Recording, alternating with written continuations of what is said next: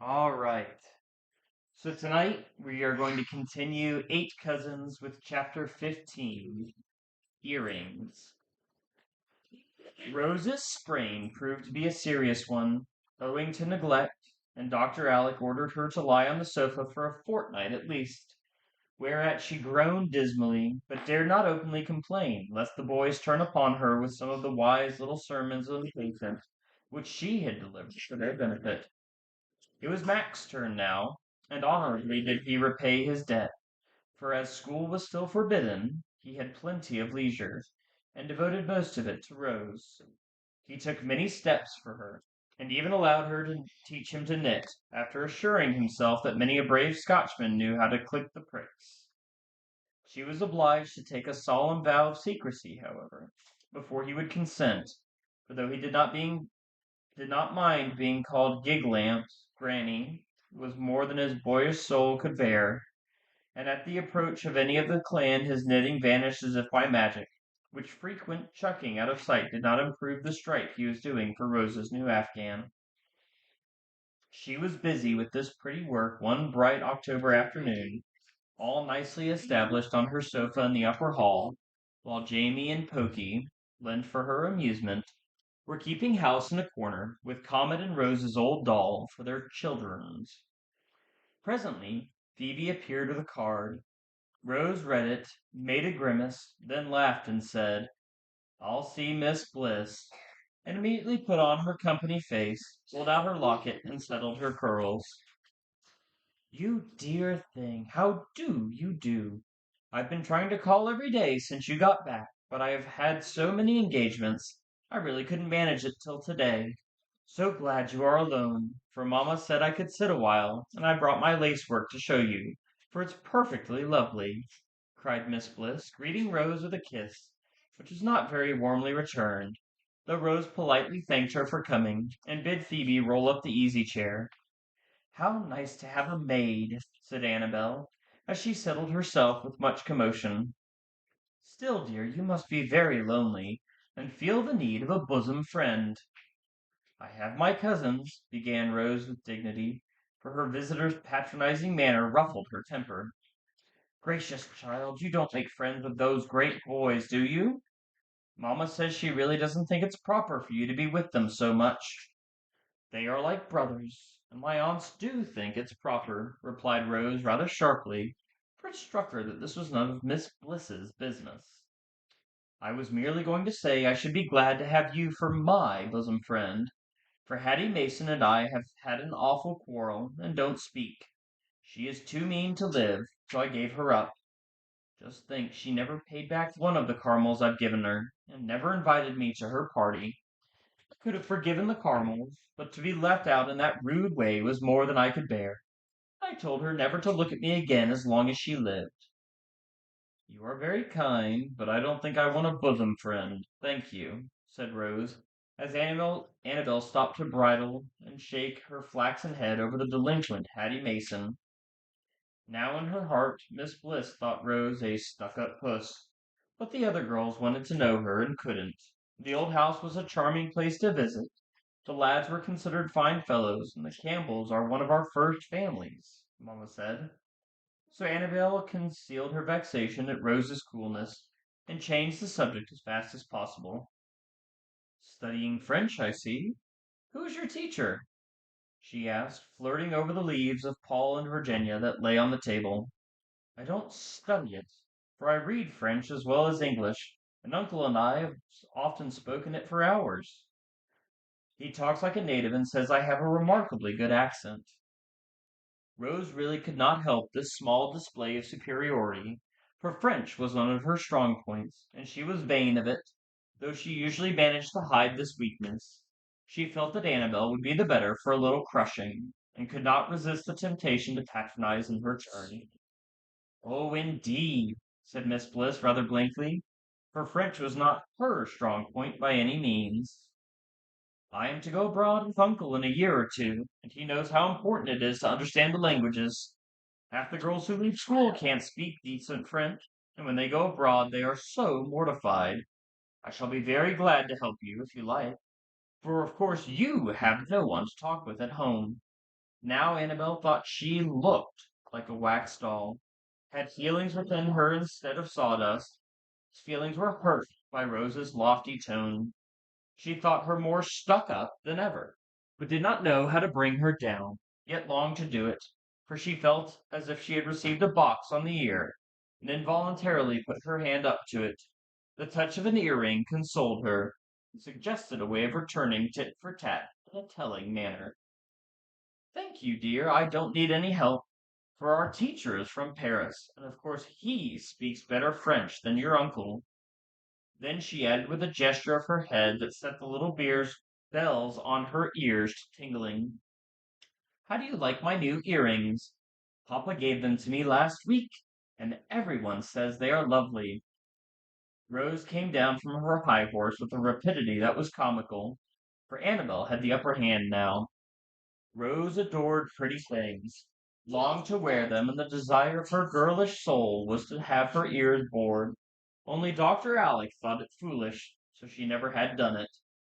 She would gladly have given all the French she could jabber for a pair of golden bells with pearl tipped tongues, like those Annabel wore, and clasping her hands, she answered in a tone that went to the hearer's heart. They are too sweet for anything. Uncle would only let me wear some, I should be perfectly happy. I wouldn't mind what he says. Papa laughed at me at first, but he likes them now, and says I shall have diamond solitaires when I am 18, said Annabel, quite satisfied with her shop. I've got a pair now that were mamma's, and a beautiful little pair of pearl and turquoise ones that I am dying to wear, sighed Rose. Then do it. I'll pierce your ears. You must wear a bit of silk in them till they are well. Your curls will hide them nicely. Then some day slip in your smallest earrings and see if your uncle don't like them. I will get you a band-aid in a moment, okay? I don't know. She's showing me her thumb.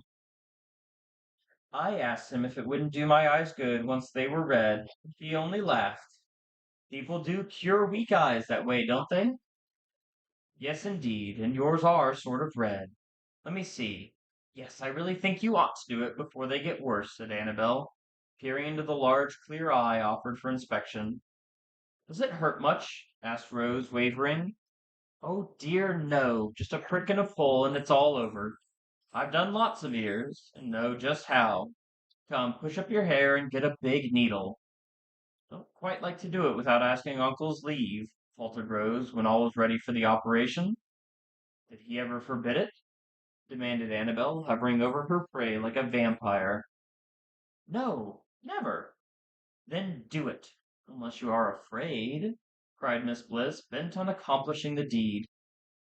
That last word settled the matter, and closing her eyes, Rose said, Punch! In the tone of one giving the fatal order, Fire! Annabel punched, and the victim bore it in heroic silence, though she turned pale and her eyes were full of tears of anguish. There.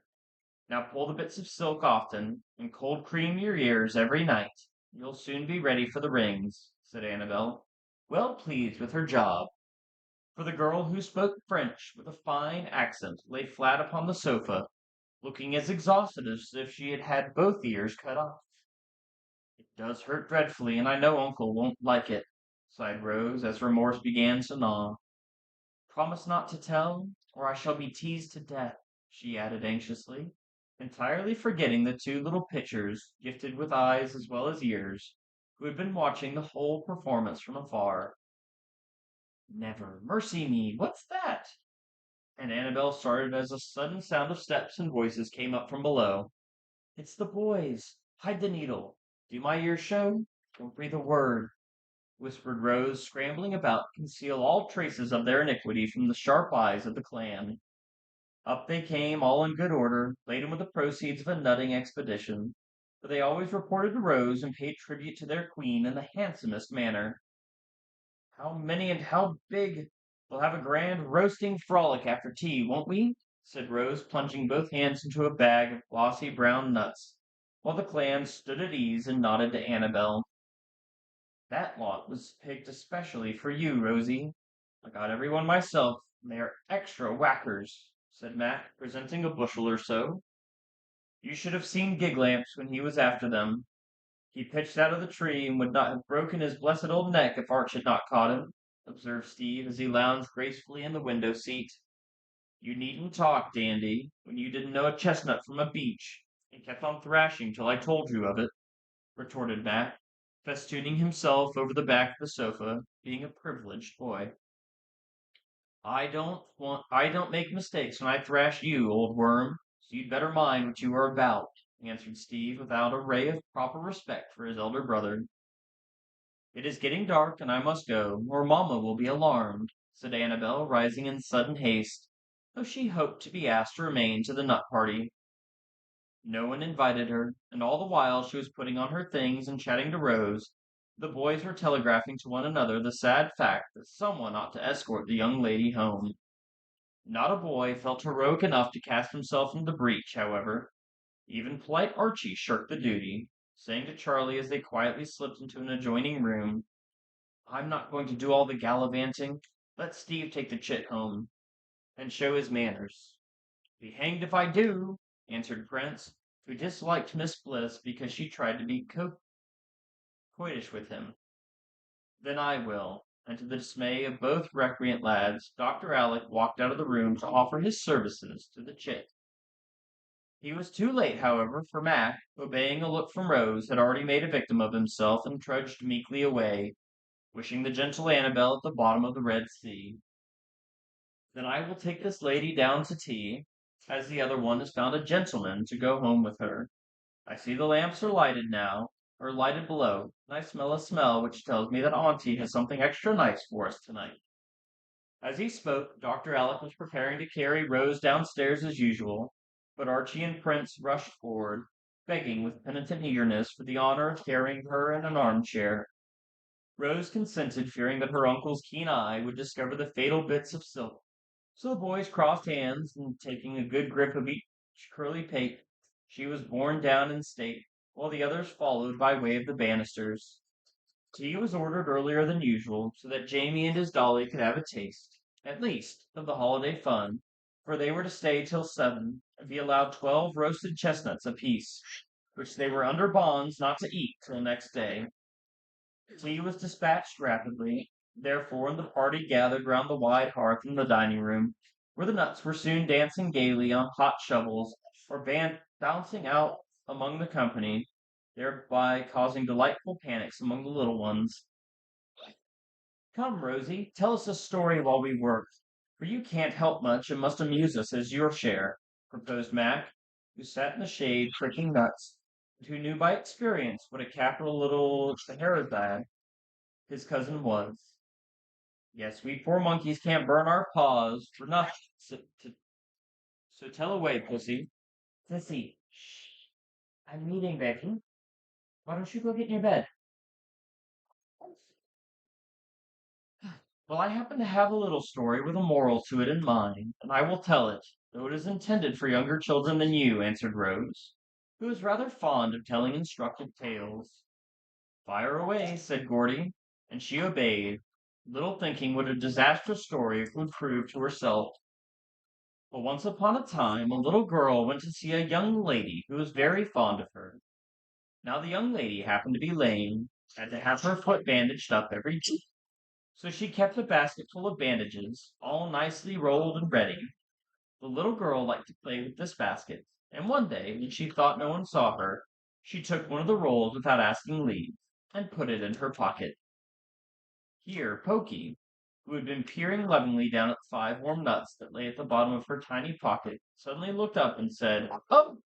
in a startled tone, as if the moral tale had become intensely interesting all at once.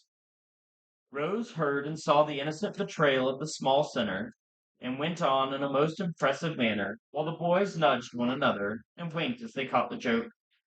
But an eye did see this naughty little girl. Whose eye do you think it was? Eye of Dodd, murmured conscience-stricken Pokey, spreading 2 chubby little hands before the round face, which they were not half big enough to hide. Rose was rather taken aback by this reply, but Feeling that she was producing a good effect, she added seriously, "Yes, God saw her, and so did the young lady, but she did not say anything. She waited to see what the little girl would do about it. She had been very happy before she took the bandage, but when it was in her pocket she seemed troubled, and pretty soon stopped playing and sat down in a corner looking very sober. She thought a few minutes, and then went and put back the roll very softly, and her face cleared up, and she was a happy child again. The young lady was glad to see that, and wondered what made the little girl put it back. "Conscience picture," murmured a contrite voice from behind the small hands pressed tightly over Pokey's red face. "And why did she take it, do you suppose?" asked Rose in a school-marmish tone, feeling that all the listeners were interested in her tale and its unexpected application. "It was so nice and wound, she wanted it deftly," answered the little voice. "Well, I'm glad she had such a good conscience. The moral is that people who steal don't enjoy what they take, and are not happy till they put it back. What makes that little girl hide her face?" asked Rose as she concluded. "He's so ashamed of Pokey," sobbed the small culprit, quite overcome by remorse and confusion at this awful disclosure.